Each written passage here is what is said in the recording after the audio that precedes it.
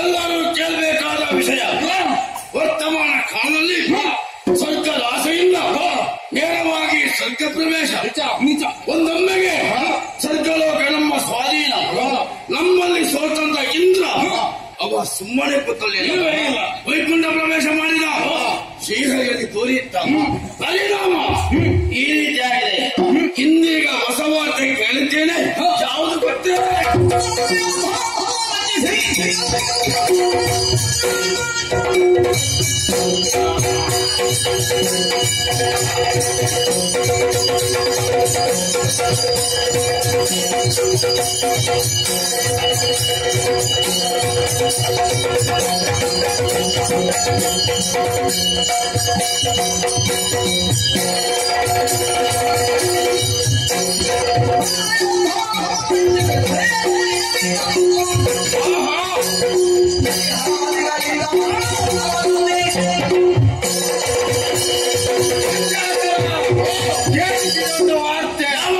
ಶೋಣಿತಾಪುರದಲ್ಲಿ ಮಾಲಿನಿಗೆ ಮಗಳಾಗಿ ಮಹಿಷಾಕ್ಕೆ ಹುಟ್ಟಿಕೊಂಡಿದ್ದ.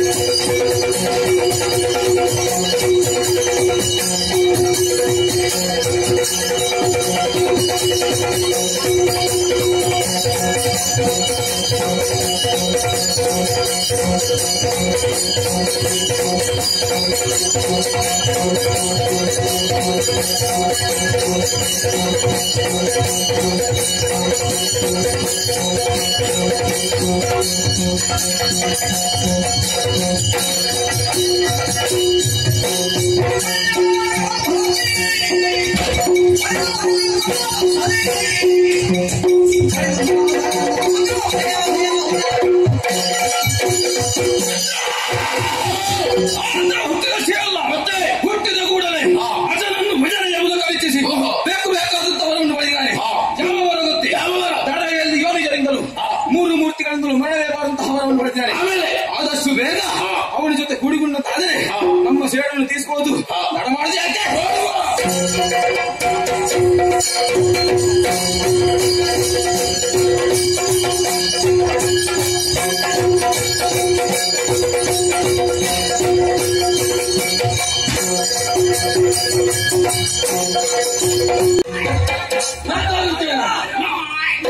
ನಾವು ಬರುವುದಿಲ್ಲ.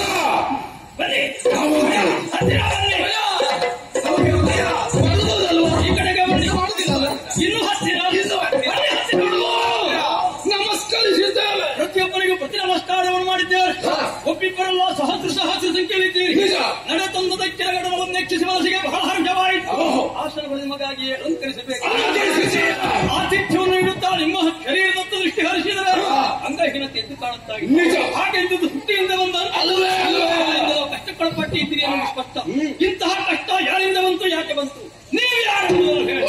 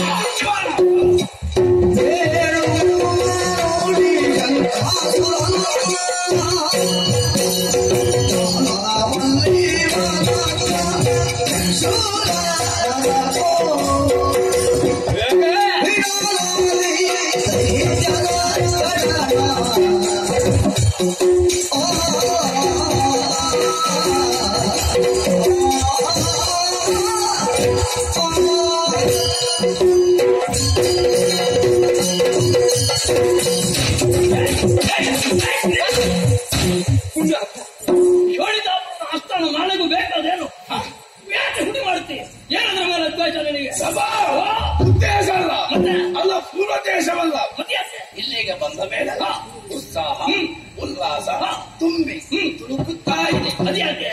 ಇಲ್ಲಿ ಆತಿಥ್ಯ ಕಂಡ ಮೇಲೆ ನಾವು ಅಲ್ಲಿಂದ ಬರುವಾಗಲೇ ನಿಮ್ಮವರು ನಮ್ಮವರನ್ನು ಕರೆತಂದು ನೀವು ಯಾವ ಪಾನೀಯ ಕುಡಿತೀರಿ, ನೀವು ಏನನ್ನು ತಿಂತೀರಿ, ಕೂತಲ್ಲಿಗೆ ತಂದು ಕೊಡ್ತಾ ಇದ್ರು. ಅದನ್ನೆಲ್ಲ ತಿಂದು ಅದನ್ನೆಲ್ಲ ಕುಡಿದು ನಾವು ಸುಮ್ಮನೆ ಕೂತಲ್ಲಿ. ಮತ್ತೆ ಅವರು ಕೊಟ್ಟರು ಅಂತ ಸಿಕ್ಕಿತನ್ನೆಲ್ಲ ತಿಂದ್ರೆ ಸುಮ್ಮನೆ ಕುಳಿತುಕೊಳ್ಳುವುದಲ್ಲ. ಅದಲ್ಲ, ನಮ್ಮೊಳಗೆ ನಾವೇ ಮಾತಾಡಿಕೊಂಡು ಏನು ಅಂತ ನಮ್ಮ ಕಷ್ಟದ ವಿಷಯ ನಿಮ್ಮಲ್ಲಿ ಅಲ್ಲದೆ ಅಲ್ಲರಲ್ಲಿ ಯಾರು ತಿಳಿತಾರೆ. ಏನು ಸಮಸ್ಯೆ? ನೀವು ಯಾರು, ಎಲ್ಲಿಂದ ಬಂದವರು, ಮುಂದಲ್ಲೇ ಹೋಗುವ, ನನ್ನಿಂದ ಏನಾಗಬೇಕು ಎಂಬ ಪ್ರಶ್ನೆ. ನಿಮ್ಮ ಪ್ರಶ್ನೆಯನ್ನು ಕೇಳಿದಾಗ ನಮಗೆ ಸಂತೋಷವಾಯಿತು. ನಾವು ಅನ್ಯರಲ್ಲ, ನಿಮ್ಮ ಜಾತಿ ಮತ್ತು ಮಹಿಷನ ಸಂತಾನ ಅಸುರ ಕುಲದಲ್ಲಿ ಹುಟ್ಟಿದ ಯಾರು ನೀವು? ನಾವು ಯಾರಂತ ನೀವು ಕೇಳ್ತಾ ಇದ್ದೀವಿ. ಈ ಸೇನೆಗೆ ಮುಂದಾಳತ್ತನ್ನು ವಹಿಸಿಕೊಂಡವ ಯಾರು? ನಾನೇ ಶಂಕಾಸುರ. ಅವ ದುರ್ಗಾಸುರ, ಇವ ಚಾಮರಾಸುರ, ಇವ ಬಿಡಲಾಸುರ, ಇವ ಶಿಕ್ಷರಾಸುರ. ಇದೆಲ್ಲ ನಮ್ಮ ಜಾತಿ ಬಾಂಧವರು. ಎಲ್ಲರನ್ನು ಒಟ್ಟು ಸೇರಿಸಿ ನಿಮ್ಮ ಪಾದ ಪುಟಕ್ಕೆ ಬಂದಿದೆ. ಪ್ರಭು, ಏನು ನಮಗೆ ಅನ್ಯಾಯವಾಗಿದೆ. ಒಂದೊಮ್ಮೆಗೆ ಸ್ವರ್ಗದ ಆಸೆಯಿಂದ ನೇರವಾಗಿ ಸ್ವರ್ಗ ಪ್ರವೇಶ ಮಾಡಿದೆ. ಶಕ್ತಿಯಿಂದ, ಯುಕ್ತಿಯಿಂದ, ಭಕ್ತಿಯಿಂದ ಸ್ವರ್ಗ ಲೋಕವೇ ಅಲ್ಲ. ಮತ್ತೆ ಸ್ವರ್ಗ ನಮ್ಮ ಸ್ವಾಧೀನ. ಆಮೇಲೆ ನಮ್ಮಲ್ಲಿ ಸ್ವತಂತ್ರ ಇಂದ್ರ ಅವ ಸುಮ್ಮನೆ ಕೂತಲ್ಲಿ ಏನ್ ಮಾಡಿದ? ನೇರವಾಗಿ ವೈಕುಂಠ ಪ್ರವೇಶ ಮಾಡಿದ. ಯಾಕೆ ವೈಕುಂಠಕ್ಕೆ ಬರಬೇಕು? ಊಟಕ್ಕೆ ಅವನಲ್ಲ, ಮತ್ತೆ ನಮ್ಮ ಬಗ್ಗೆ ದೂರು ಕೊಡಬೇಕಾಗಿ. ಕೊಡಲಿ ಅಂತ ಕೊಡ್ಲಿ ನಮಗೆ. ಅವ ಕೊಟ್ಟ ನಾವು ಉಳಿತೇವ ಇಲ್ವಾ? ಇಲ್ಲ ಪ್ರಭು, ಅವ ದೂರು ಕೊಟ್ಟ. ಕೊಟ್ಟರೆ ಏನಂತೆ? ವೈಕುಂಠದಿಂದ ಹರಿನಾರಾಯಣ ಬರಲೇ ಇಲ್ಲ, ಬರ್ಲಿಕ್ಕಿಲ್ಲ. ಅವ ಯಾಕೆ ಬರ್ಲಿಲ್ಲ ನಾವು ಆಲೋಚನೆ ಮಾಡಿದೆ. ಯಾಕೆ ಬರ್ಲಿಲ್ಲ? ಅವ ಪಾರೈತೆ ಏನಂತೆ, ಅವನ ಕೈಯಲ್ಲಿ ಗಿರಗಿರಣೆ ತಿರುಗುವಂತ ಚಕ್ರ ಇತ್ತು. ಆ ಚಕ್ರಕ್ಕೊಂದು ರಾಜ್ಯ ಮಾಡಿದ. ಚಕ್ರ ನಮ್ಮನ್ನು ಓಡಿಸುತ್ತಾ ಬಂತು. ನಾವು ಚಕ್ರಕ್ಕೆ ಎದುರಾದೆವು. ಎಲ್ಲರ ಚಕ್ರ ಇವನಿಗೆ ವಿದ್ಯಾವತಿಯ ಮತ್ತೆ ಇಷ್ಟು ಸಮಯ ಉಳಿದದ್ದು ಹೇಗೆ? ಬದುಕುವ ಆಸೆಯಿಂದ ಬದುಕು ಮುಂದೆ ಏನೋ ಸಾಧಿಸುವಾಗ ತಿಳಿದು ನಾವು ಗಿರಿ ಹೂವೆ ಕವಳದಲ್ಲಿ ಅಡುಗ ಪ್ರಸಂಗವಾಯ್ತು. ನಮಗೊಂದು ವರ್ತಮಾನ ಸಿಕ್ಕಿತು. ಏನದು? ಶೋಡಿತ ಪುರದಲ್ಲಿ ಮಾಲಿನಿಗೆ ಮಗನಾಗಿ ಮೈಸಾಟ್ಯ ಹುಟ್ಟಿಕೊಂಡಿದ್ದ ಸೊಪ್ಪ ಅಯ್ಯಪ್ಪ ಏನ್ ಮಾಡ್ತೀಯ? ಇದನ್ನು ನೋಡುವಾಗ ನನಗೆ ಸಂತೋಷ ಆಗುತ್ತದೆ. ಇದು ನಿಮ್ಮದಯ, ನಿಮ್ಮದಯ. ಒಮ್ಮೆ ನಾನು ಕೊಡ್ತೀರಾ? ಕೊಡುವ. ಇದಲ್ಲ ನಂದಿನಿ ಅದುಂಟು. ಅದುವೇ ಪ್ರಭು. ಮತ್ತೆ ಏನು ಮಾಡುವನ? ಇಲ್ಲಿಗೆ ಮುಗಿಲಿಲ್ಲ, ಇನ್ನು ಮುಂದೆ ಇದೆ. ಅವನಲ್ಲಿ ಅಯ್ಯ ಮೈಸಾಟ್ಯ ನಮಗೆ ಮಾತ್ರ ಅಲ್ಲವಾದದ್ದಲ್ಲ, ನಿನಗೂ ಆಗಿದೆ. ನಿನ್ನ ತಂದೆಯನ್ನು ಕಳಿಸಿದ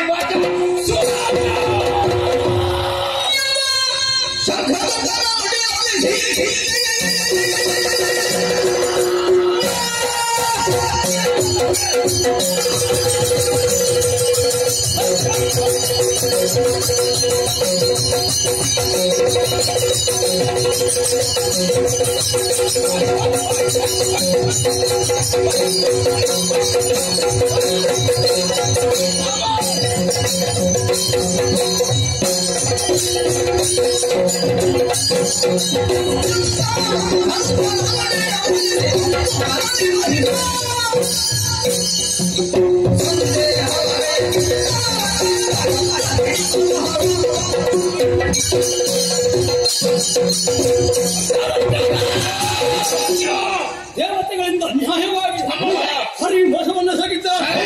ಎಲ್ಲಾ ಸಮಸ್ಯೆಗಳಿಗೂ ಉತ್ತರ ಮಹಿಷ ನಡೆಯೋಣ.